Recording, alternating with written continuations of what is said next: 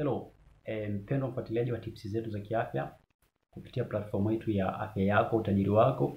Sasa leo na vitu potential ambavyo unahitaji kushare na wewe au ambavyo unatakiwa kuvifahamu.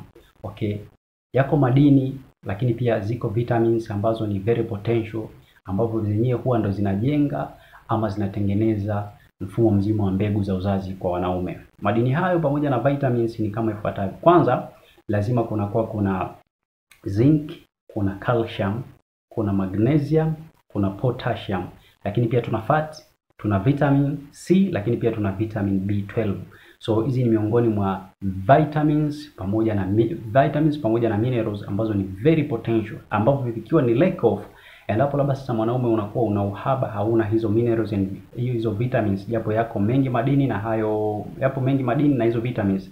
So endapo tu huna hivyo ambapo nimevitaja hapo, hizo ni lack of, imekuwa ni haba au ni vichache, tambua dhahiri utakuwa ni muhanga sana wa kusumbuliwa na changamoto ya mfumo wako wa uzazi. Actually katika kuperform tendo la ndoa, lakini pili yawezekana ukasumbuliwa sana katika kesi mzima ya kutungisha ujauzito, kwa sababu unawezekana ukawa na low sperm count, mbegu zako zinakuwa ni chache au zinakuwa ni weak, hauwezi kutungisha ujauzito. So it's better ukayajua hayo madini, na kama ni lack of una uhaba nayo, basi njoo kwetu tuweze kukusaidia njia sahihi ya kuweza kuyapata na yaweze kuwa ni addition katika mfumo wako mzima wa uzazi wewe mwanaume.